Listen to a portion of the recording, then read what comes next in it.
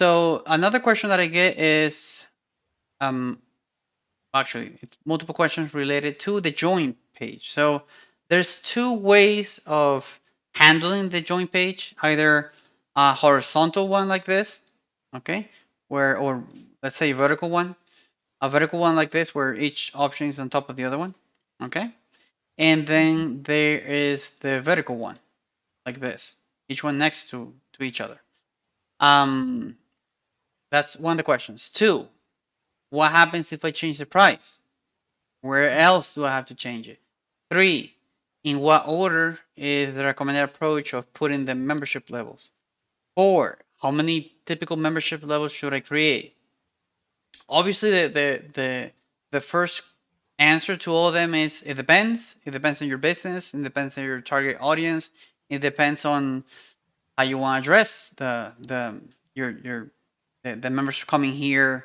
If you know that if they like 20 options and you know that they like 20 options, then awesome, put 20 options. If they don't like that, if they like few, if they only like one, if they're only going to be funneled through one, then just put one. So it depends on that part. The only thing that I'm going to address during this video is those questions directly related to how most people react to a join process. So the first one, on which of these two, this vertical one and this horizontal one, are you more or you have a higher chance of being successful or turning a visitor into a potential client into an actual member that's paying or that joined for a future email campaign, for example? So the answer is this one. On this one, they're more inclined into joining faster, actually, um, but not in this way, because there's two things here that you need to take into account. One, if you make it like this, then for me to scroll down, that's taking time away from the decision making. That's actually making my decision making longer. That's actually making me think twice about joining you, okay? Or it's just bothering me. So imagine somebody with 5 membership plans. I have to scroll all the way down to get there, okay? So this is a bad scenario, okay, immediately. The good points about this is that you can visually immediately see the in a really, let's say, compared to this one, a really beautiful way what the membership plan includes. But if you do it like this, and you check the ratio in which people are joining between one plan and the other one, obviously most people are just going to be joining the first one. Okay? And if they wanted a free plan and for some reason you put a pay one up here and you put the free one at the last one, even if you sorted the whole thing by price, so the highest paying one or the recommended one, you put it here where they actually need to pay, and the free one is all the way down here, you basically killed most of the people that will be wanting the free one from the beginning.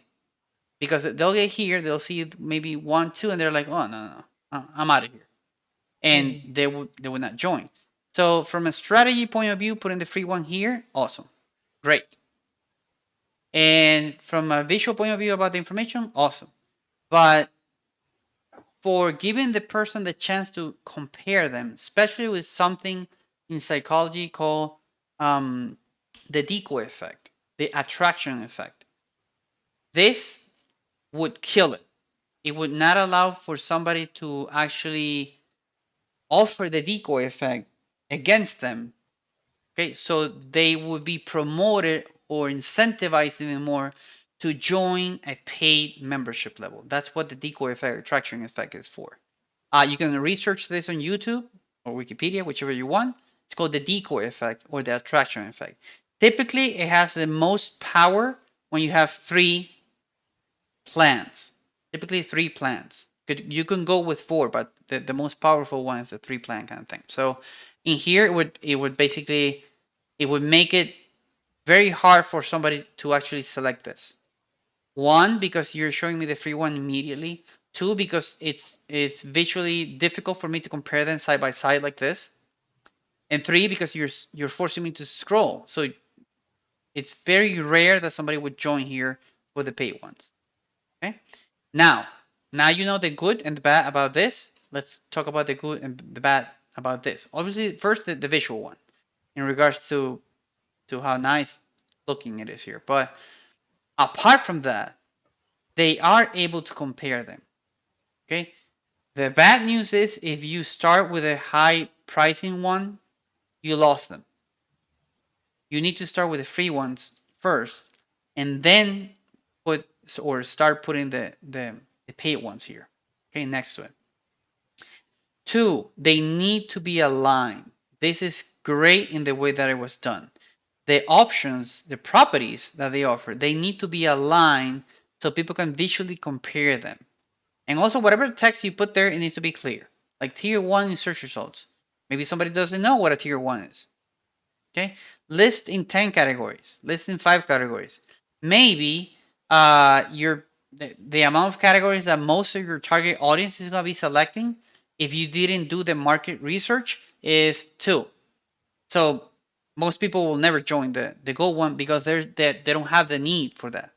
Okay, once you do your market research in regards to target audience, geographics, and demographics, all that will actually help you better decision making in regards to this.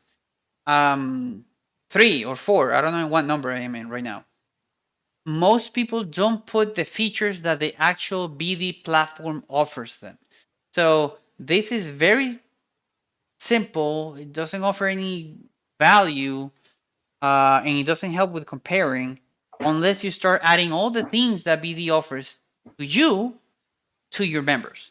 So you can say here, get matched through leads, show in search results where they use the locations, get reviews, talk to your members through a chat, a private chat, get uh, Google rankings better, whatever. All the things actually be the offers. You put them here for your members. Okay, so they know, for example, if silver people have the ability to create articles, okay, put it here. But if gold members have the same ability, but they can also do photo albums and products, then put it here. Ability to create photo albums. So generate your own photo albums and your products and create up to 10, if there's a limit, create up to 10 jobs and so on and so forth. Okay, you need to sell this correctly. And my recommendation is always to sell it from left to right. So you would start with the free one, silver and gold. Where the decoy effect or the attraction effect comes in is specifically for the pricing. So what you do is the following. There's if somebody has seen Netflix, the Brain Games, they actually explain that very good there. So the decoy effect is basically this: you create 3 membership levels in the specific order from left to right, from the free one to the most expensive one, and you make the middle one the decoy. How do you make the middle one the decoy? Well, once you add all the options that they're going to have, maybe like 10, you make the middle one suck by a lot compared to the gold one, compared to whichever you're going to have at the far right. So it might be missing half of the things. Okay, obviously it'll be showing some options that are not on the free one, but compared to the far right one, it's missing a lot. And here's where the decoy effect comes in. For $2 more, nobody is going to analyze this saying, well, this is free and this is $20. Most people are actually going to do, well, this is $18 and it's offering me all this, but look, I'm getting twice as much and they're literally going to think about this, for $2. They're not going to read $20 a month. They're going to read $2 more and you get all this. And basically you're turning one of the membership levels into a decoy that promotes the last one.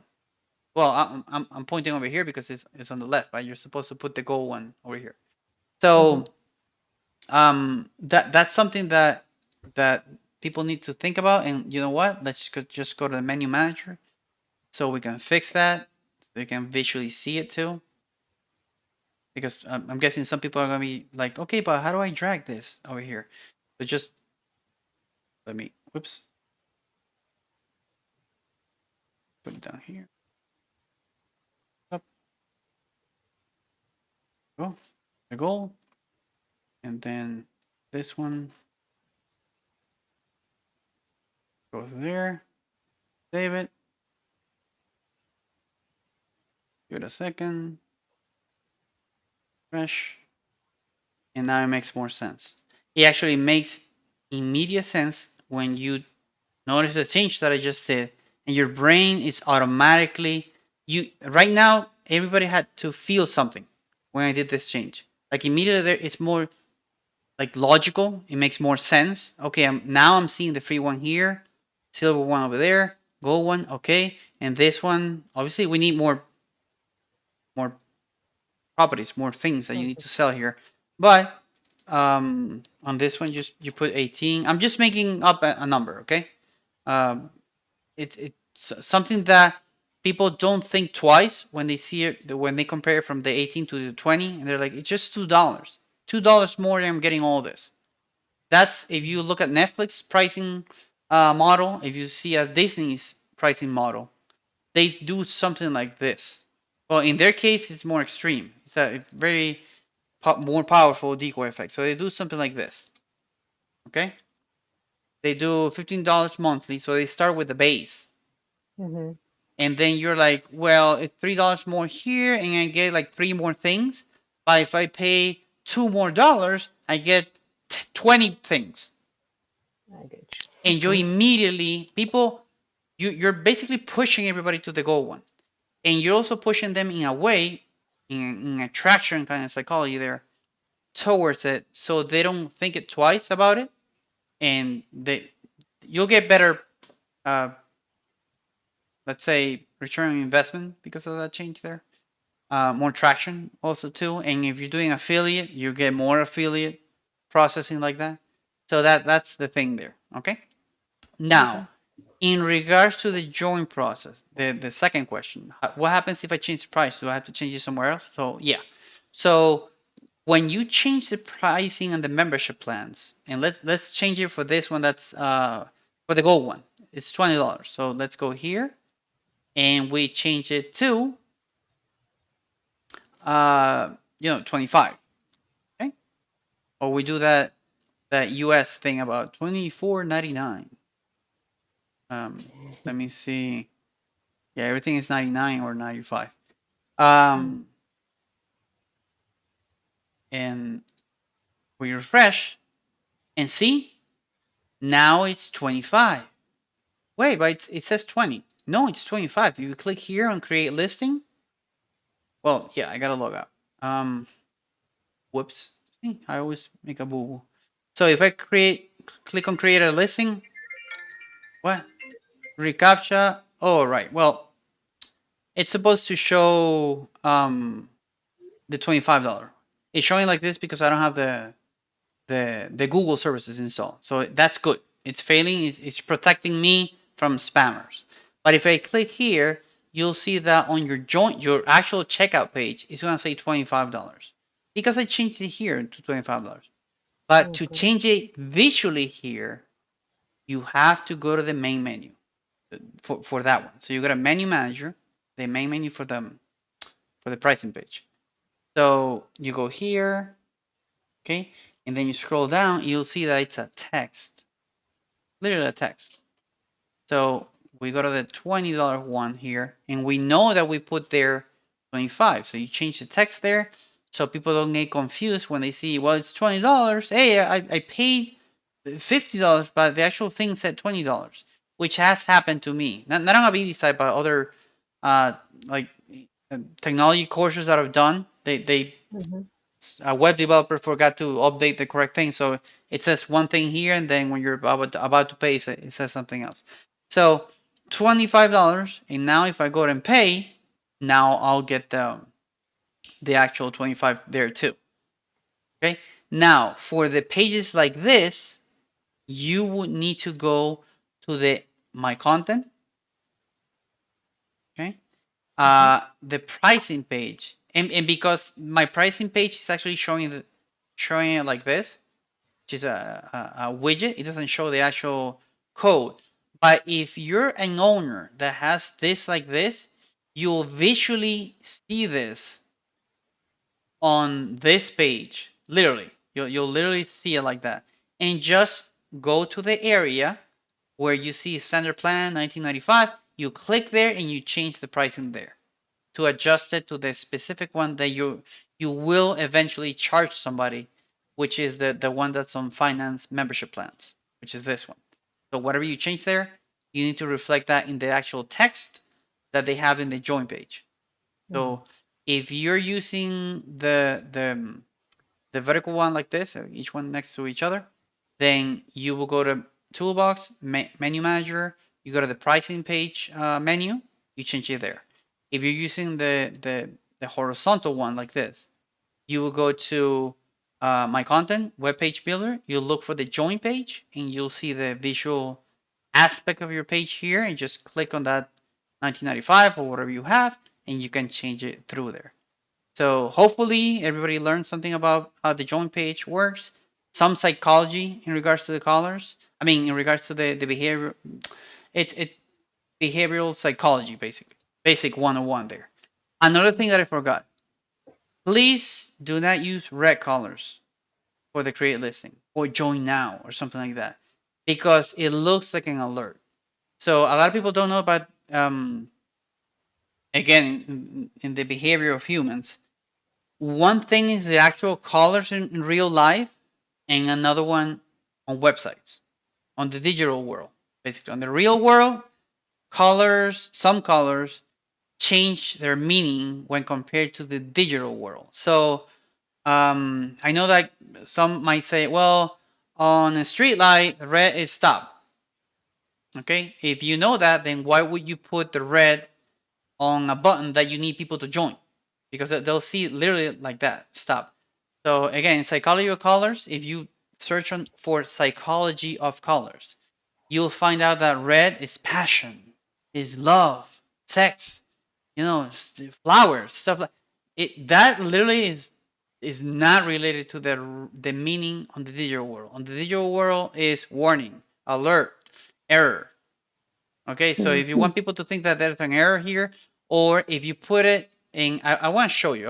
I want people to understand visually through the eyes of them live, um, how their experience is going to change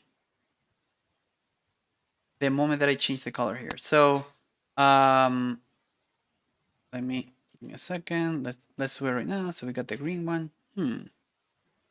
This change it here.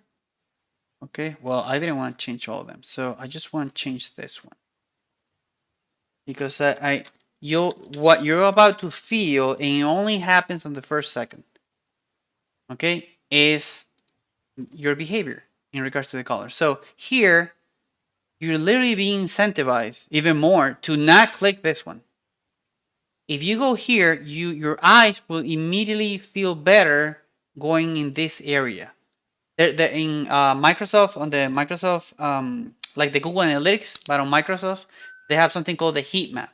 If you actually do this, the behavior of people will be going around this too, because they're more, let's say, happy, friendly to the eyes, more enticed to click, and nothing bad will happen. But if this one is more like, okay, click here and a virus will enter your computer and something. So here you can visually see that the behavior of people will be changing. So if you actually want people to actually follow through the flow of understanding your site, understanding what it offers, going to the join page, looking at the pricing, comparing them, and then joining, make sure that there's no red or similar blocking colors, let's call it that, on that process. There are exceptions, by the way. Again, Netflix is an exception, but you need to differentiate between the branding, which is like, for example, Netflix, Coca-Cola, which are literally red, but that's because of their branding, and your the point of what you're trying to get to here. So you want to make it as easy, intuitive, and friendly as possible. Not scary, go away, we'll take your money kind of thing. So I want to show you something with Coca-Cola, which is something that I also have when I do meetings. I talk about this one. So here I show you the site, and you're like, well, Louis, haha, like the main thing here is red. Yeah, but if you go to the business one, like I think it was brand or company or something like that, tell me what color is Coca-Cola using right now? Black. Black. They're like, oh hell no, we're not putting. They know that the red is going to have a negative impact on investors, on people coming and doing this or that. Obviously, when they created that, I don't know if they knew that at that moment, but when they created this, um, over the long period, um, when they went digital, I'm guessing somebody noticed that every time something is red, they have an issue with that. Um, So, and again, if you go to our company too, I don't know if it's gonna be the same URL. So yeah, it's gonna be that. Okay. So one thing is the branding. So if your branding is red, try to avoid red in places where there's decisions to be made, especially with money, or especially the contacting a member, or especially getting a product, or especially doing this or that. I won't share my Amazon link here, but if you go to your own Amazon, you'll get what I mean. Do you see red everywhere? No, you don't.